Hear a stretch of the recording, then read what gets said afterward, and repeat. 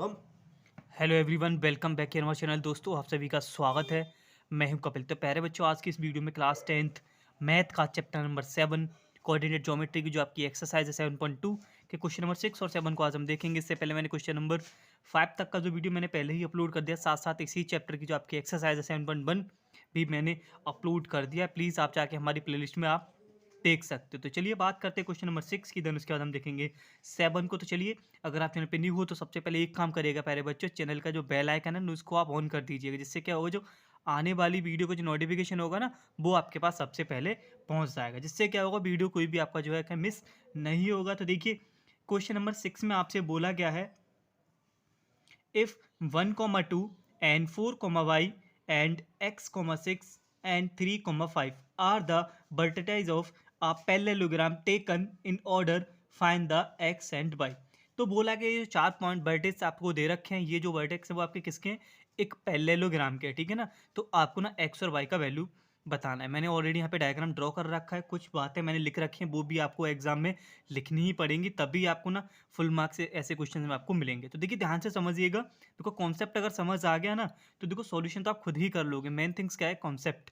तो देखो, मैंने यहाँ पे ए बी सी डी एक आपका पैरेललोग्राम ड्रॉ कर लिया है। जैसे इसमें बोला था 1 2 3 4 जो हमारे वर्टिसाइज है वो मैंने इन सबको दे दिए। ए को 1, 2, बी को 4, सी को x, 6 एंड डी को 3, 5, ठीक है ना। अब एक बात छोटी सी आपको पता होना चाहिए, अगर ये मेरा ए बी सी डी एक पैरेललोग्राम है, आपको लिखना भी पड़ेगा A B C D is a parallelogram and diagonals of a parallelogram bisect each other, ठीक है ना। तो पैरेललोग्राम की कंडीशन आपकी क्या होती है? पैरेललोग्राम में जो आपके डायगोनल्स होते हैं, मैंने क्या किया, ए से सी एक डायगोनल ड्रॉ कर दिया और बी से डी को मैंने ज्वाइन कर दिया। ए सी और बी डी आपके दो डायगोनल्स हो गए, ठीक है ना। कंडीशन हमारी ये होती है, पैरेललोग्राम में जो डायगोनल्स होते हैं एक दूसरे को ना बाइसेक्ट करते हैं, बाइसेक्ट ईच अदर, यानी कि जो इनको जो भी बाइसेक्ट वाला पॉइंट इनका जो होगा, यानी कि ये जो बाइसेक्ट वाला पॉइंट होगा वो इनका मिड पॉइंट होगा। एक दूसरे को ना इक्वल पार्ट में डिवाइड करते हैं। इक्वल पार्ट का मतलब क्या हो गया, इन ये जो कट करेंगे ना एक दूसरे को, दोनों एक मिड पॉइंट पे कट करेंगे। ओके, तो सिंपली मैं क्या कहना चाहता हूँ, ध्यान से समझिएगा।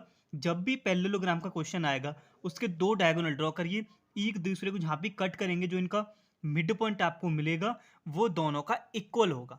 तो यानी कि देखो कैसे लिखना है आपको, मिड पॉइंट ऑफ ए सी का जो मिड पॉइंट निकल के आएगा इक्वल्स टू किसके होगा? Mid point of B D के। तो मैंने वो यहाँ पे लिख रखा है प्यारे बच्चों, mid point of A C equals to mid point of B D. अब मिड पॉइंट निकालने का जो फॉर्मूला होता है वो काफ़ी सिंपल है। उम्मीद करता हूँ आपने बेसिक देखा होगा, तो मैंने वहाँ भी आपको डिस्कस किया था। मिड पॉइंट का जो आपका फॉर्मूला था x1 plus x2 plus y1 अपन y2।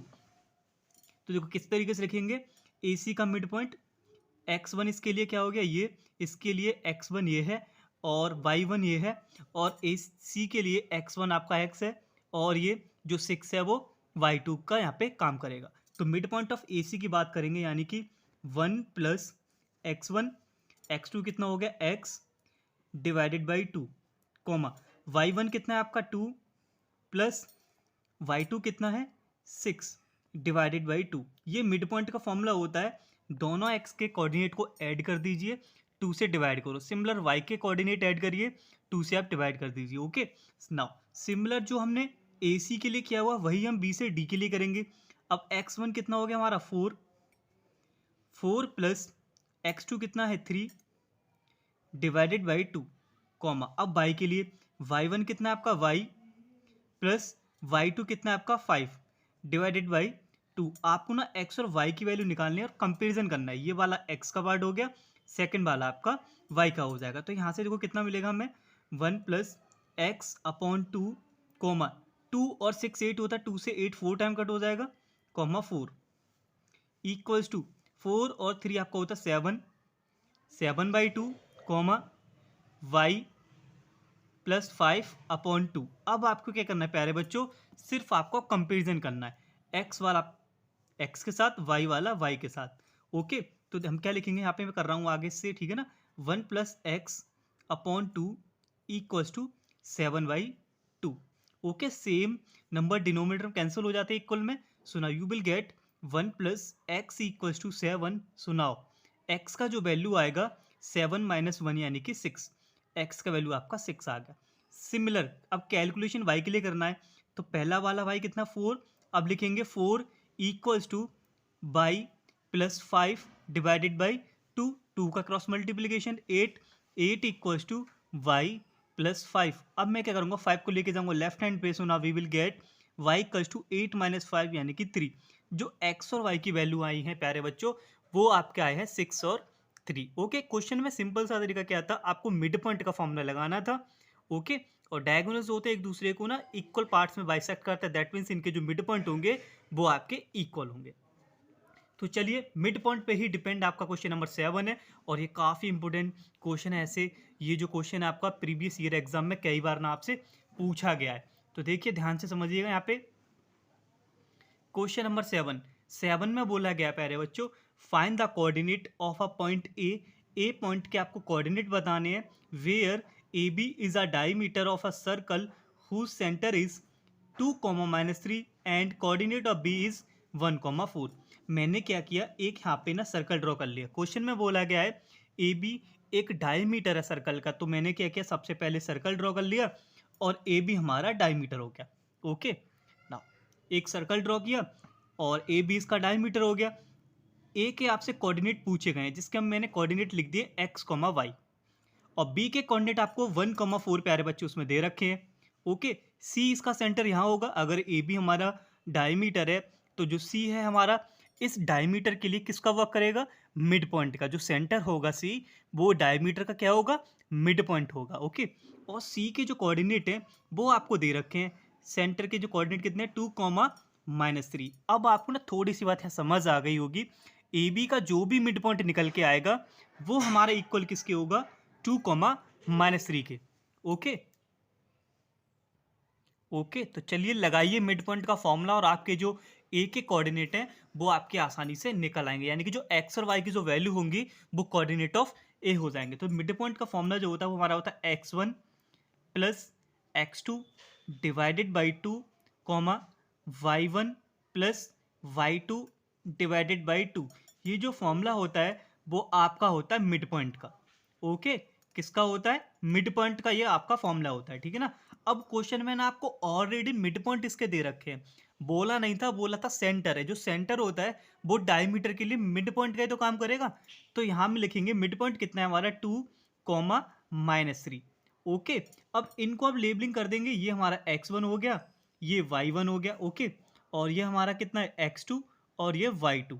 ओके, अब इसी के अकॉर्डिंग आप यहाँ से कोऑर्डिनेट को पिक कर सकते हो।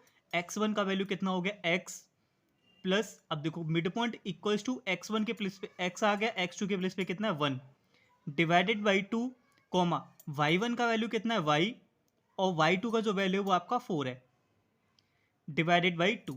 ओके, अब सिर्फ कुछ नहीं करना, जैसे अभी हमने क्वेश्चन नंबर 6 में कंपैरिजन किया था वही कंपैरिजन हम इसमें करेंगे। अब यहाँ से तो फर्स्ट वाला वैल्यू x के लिए जाएगा, यहाँ से 2 equals to x plus 1 divided by 2, cross multiplication आप करिएगा तो आपको मिलेगा x प्लस 1 इक्वल्स टू 4।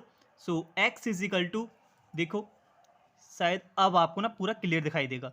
तो क्या किया हमने, x वाले इक्वल कर लिए, 2 equals to x plus 1 divided by 2, cross multiplication करेंगे तो 2 2 4, x plus 1 is equal to 4, और x का वैल्यू यहाँ से आ जाएगा हमारा कितना, 4 - 1 3। सिमिलर कंपेरिजन होगा आपका बाई के लिए, -3 equals to y plus 4 divided by 2, cross multiply आप करिएगा, so now you will get -6 equals to y plus 4। Okay, सुनाओ बाई का वैल्यू जो मिलेगा आपको, मैं 4 को लेके जाऊंगा लेफ्ट हैंड पे, सुना वी विल गेट 6 माइनस का 4, एंड जो y का वैल्यू है प्यारे बच्चों वो आपका निकल के आएगा -10। तो आपसे ना a के कोऑर्डिनेट पूछे गए थे और a के जो कोऑर्डिनेट है हमारे वो कितने हैं, x, y।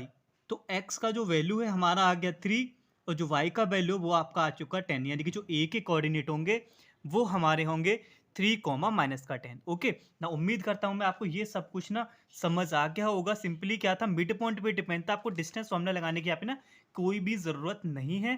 तो देखिए अगर थोड़ा बहुत भी आपका डाउट रहेगा तो please you can play this video again. अगर इसके बाद भी कोई डाउट है तो you can ask me in the comment box. तो चलिए मिलते हैं अगली वीडियो में, तब तक के लिए धन्यवाद, take care and wait for the next video.